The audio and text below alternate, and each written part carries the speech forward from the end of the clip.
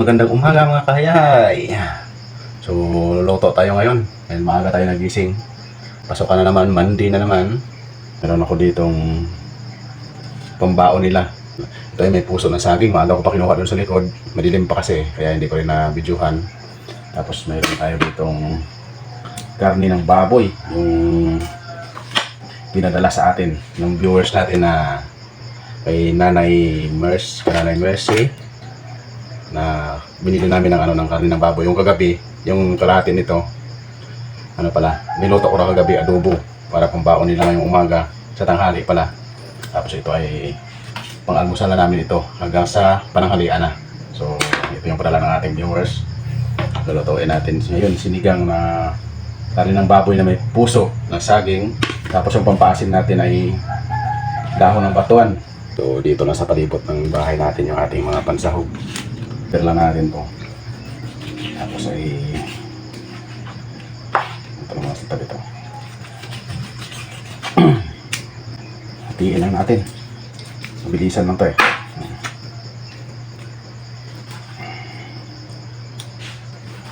Hatiin natin na yung pang kadalasang luto kasi namin dito ay yung panluto sa umaga, dirisuhan ng pananghalian kasi wala nang tayo magluto sa sa tanghali. May inaalagaan tayo mga kayahay, kaya tayo na naman yung bantay ngayon kay Mimian yan. Simple na yung ating lutuin. 10:30 na pala, so oras na rin nagigisingin natin sila para makapag-prepare sila ng sarili nila. Maga pa ako nagluto mga kayahay. So ano yung ating daily routine tuwing may pasok, tayong maaga nagigising kasi nag-prepare tayo. Kaya naman nila magluto ng ng kanin, kaso kanin na nga yung ulam din nila kaya. So tayo pa rin magigising, gisingin na natin sila para maligo, mag-prepare ng kanilang sarili para hindi sila masyadong mahirapan. Buti wala nang ulan ngayon wala na pong ngayong ulan kasi katapos na ng bagyo, hindi na sila mahirapan pumasok ng school. Nahatid pa kasi natin sila ng ng yung kulong-kulong.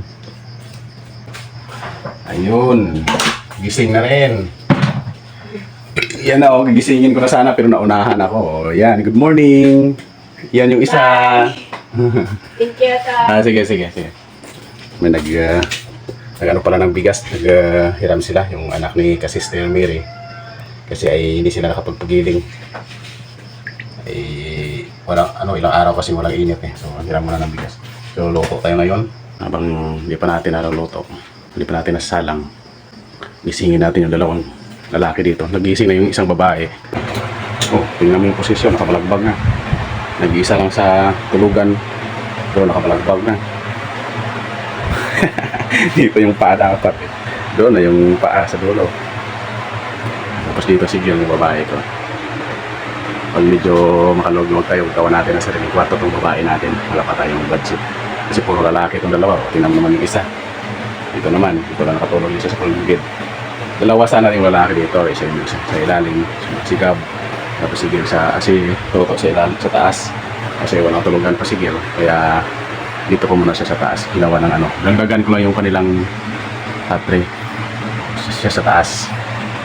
Isa sila puro silingpan na yung gamit nila. Hindi pa tayo makapagpa-aircon. Pero pag-araw doon sila sa pahay. Ito naman itong electric fan. 3 electric fan sa isang kwarto. Bigla na. Isa. Gising na. Pasok na kayo. Bo. Ang hali na prepare ng sarili mo. Guys ka na. High school na yan. Pero parang wala pang bait. Na, gising ka na. Luluto tayo. Aking sinaing. Okay na. Saka na.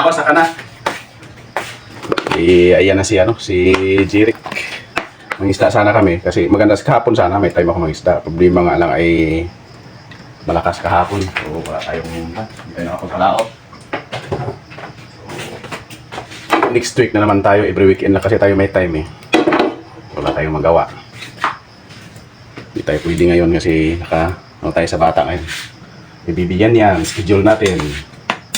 Ano po lang kakaalaga ng ating anak. So mag-isa lang tayo ng bawang kaya. Kahit na natin ito. 5:30 na, napag-4, 5:40 na pala ng umaga. Pero lapit lang naman yung kanilang school. Kaya kahit na tanghali na natin yan, mga na city or 7:30. 7, bago mag 7:30. 7:30 na kayo ng pasukan. So, isahin na natin ito. Puso na may kunting baboy. Yun.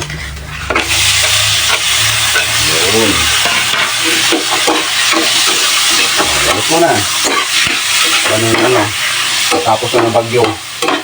Kaya ano yung ating bahay, hindi madumi. Tagin muna natin para medyo note sa laman yung kanyang mga ingredients. Lagyan na rin natin ang kalahating no cubes lang. Yun. Siguro ay kasi nilaga ito. Lagyan na rin natin ang paminta, konti lang. Imbento lang to sa akin mga kayahay. Hindi tayo magaling magluto. Pansariling pansariling luto lang. Kunting asin. Kunting asin na. Mamaya na tayo mag-adjust pag pag nakapa na. Kasabaw na tayo mag-adjust mamaya ng asin. So,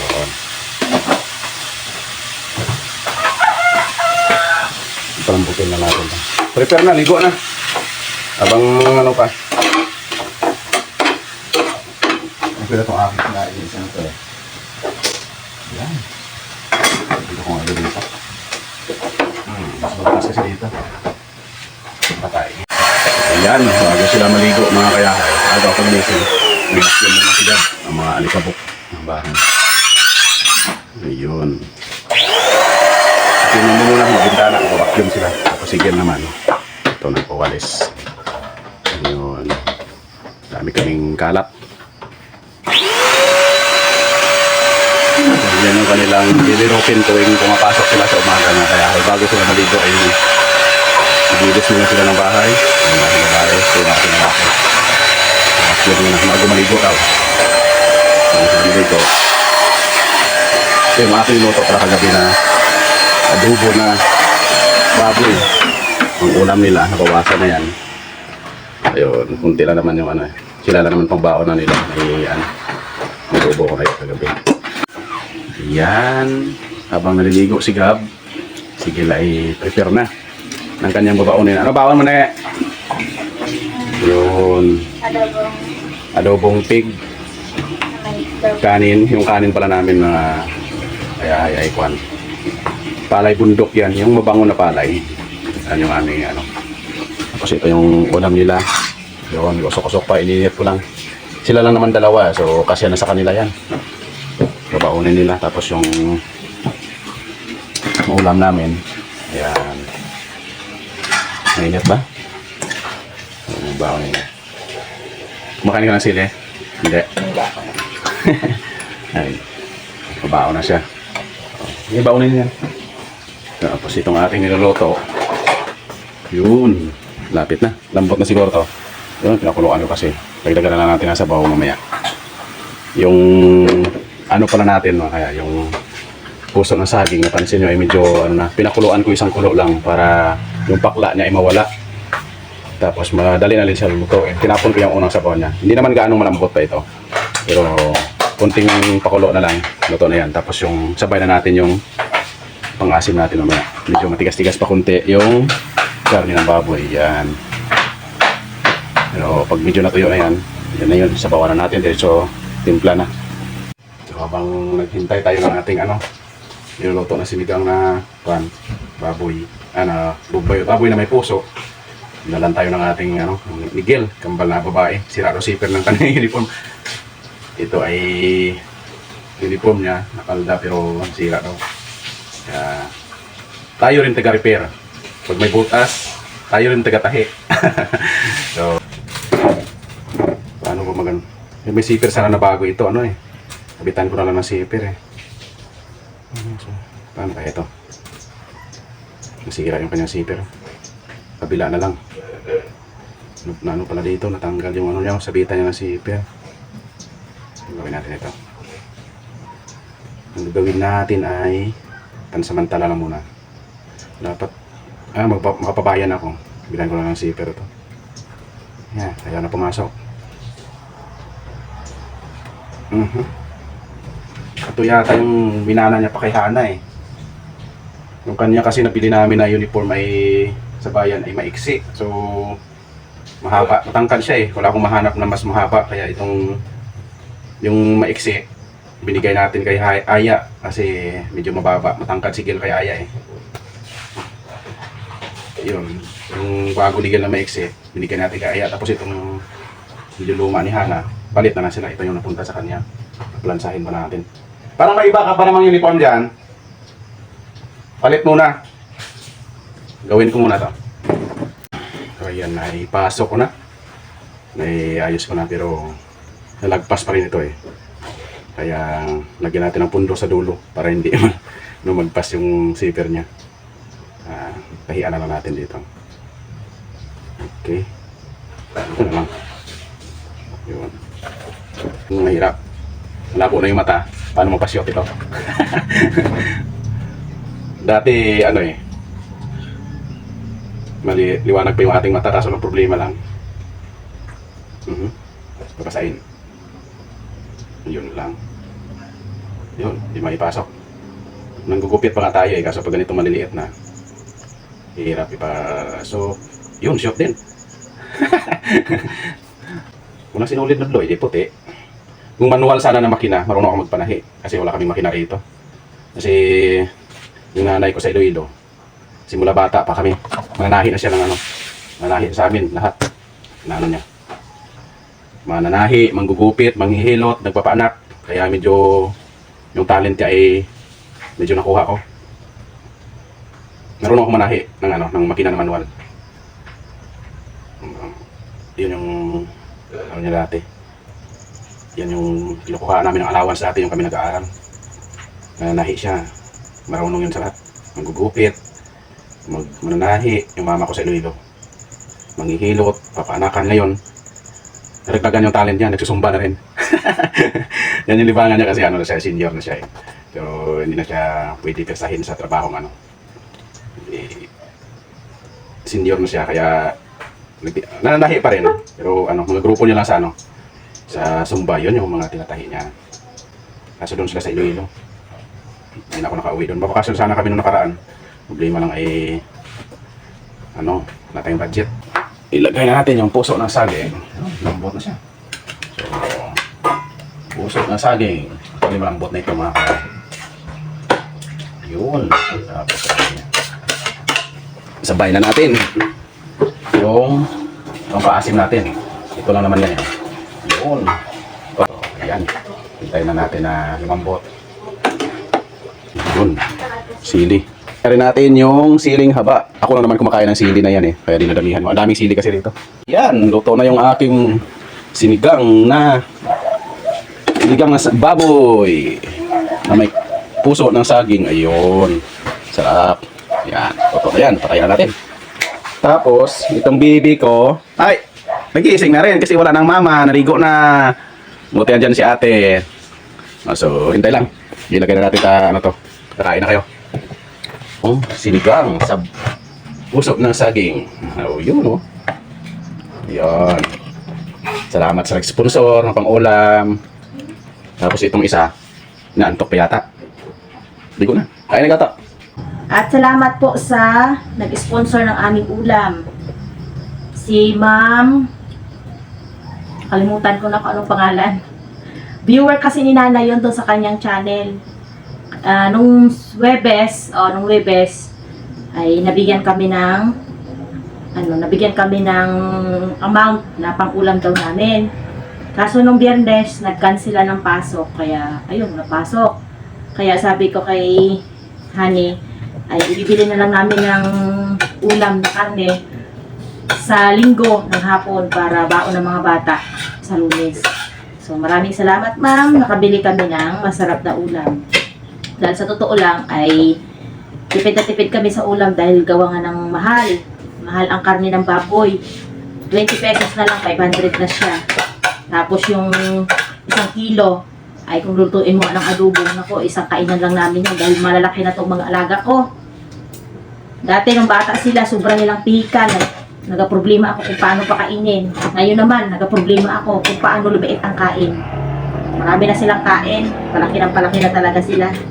Kaya kailangan na talaga ng kilo-kilong karne para makain ng pasawa-sawa. Kain tayo mga kahiyahay. Sarap. Hindi ko na maalala yung pangalan, nagpadala. Kalimutan ko na. Pero kung nanonood ka ma'am, ay hindi ko naman po alam kung nanonood ka po dito sa channel ko. Kung sakaling mapanood mo po ma'am, thank you so much sa iyong pag-sponsor.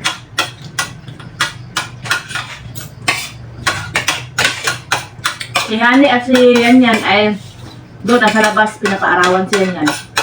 Kaya aking bunso, di pa nakaligo. Bukbok sa kasigil ay natapos na maligo, nagabilis daw.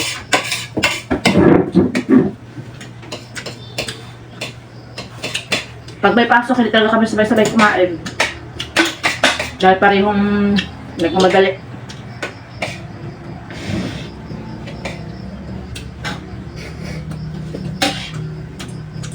Sarap ng luto ni Hane. Asim-asim.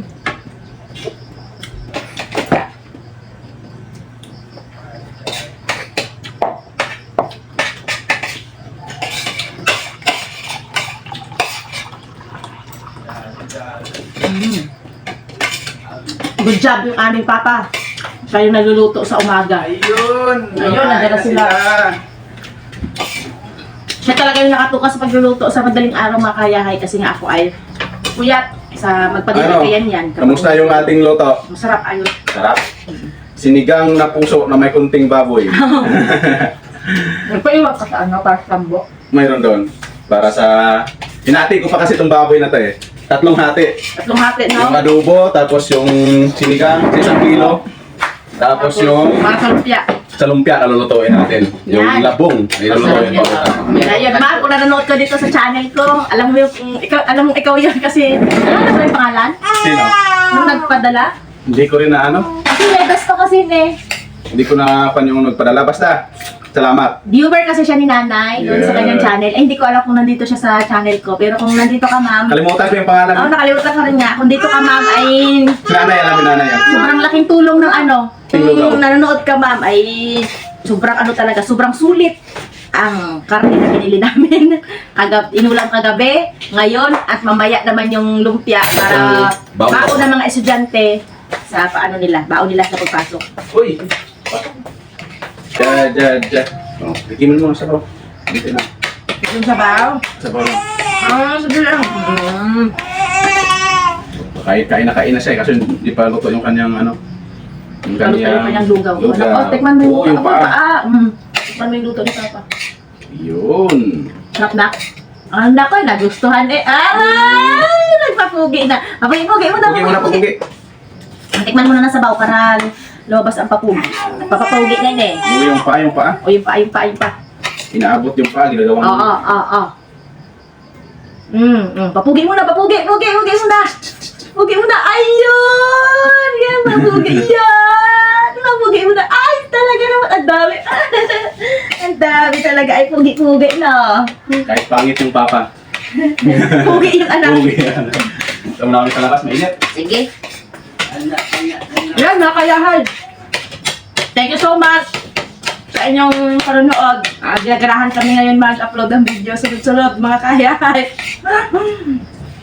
Kumbaga ay wither talaga ang takbo ng channel namin. Kapag may video sunod-sunod, pero kung wala naman, talagang buwanan eh. Okay mga kayahay, salamat sa panonood ninyo. Salamat sa pag-no-skip ads. Malaking tulong sa amin yon. Sige po, God bless sa ating lahat. Sa sunod ulit. So, alis na rin si Miss Hayahay. Ayan. Pengi tayo ng panggasolina. Ito, pag-gasolina. 50. Bayad mo sa Hatid. pagluto. Pagluto. Gasolina to ng motor. Kasi nakigamit lang tayo ng motor nila eh. Wala pa tayong service. May motor ako pero wala pang pang sidecar. Mauna na ako kasi malayo Kaya- yung lalakarin ko. Ayun lang oh. Malayo na ka rin niya. Yan lang yung school, oh. Malayo. Ayun lang yung lalakarin ko. Yun. Maputik. Ayun, sige, bye-bye na. Ingat, ingat. Bye-bye. Hatid ko muna sila. Tapos itong si Aya, hatid tayo ng high school. Ayan sila, mga kaiyahay. Ready na sila, nag-ready na. Itong dalawang na to ay nakabihis na. Si Gil. Gil, how are you? Good morning. Yan si Gil. Si Aya. Si Gab, si Hana dun sa loob, nagbibihis na rin. So, hingatid muna natin sila. Gasolina muna tayo. Maray kami ta.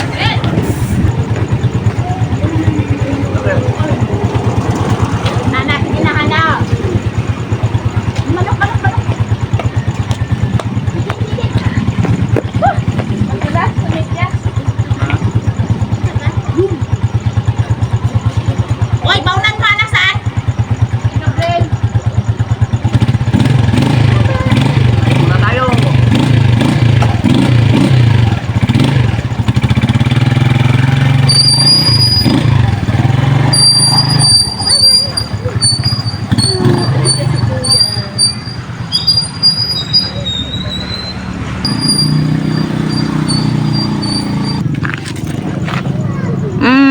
Si yan ang magapatay ng video. Oh, patay mo yan ang video, dali. Patayin mo. No, naabot niya.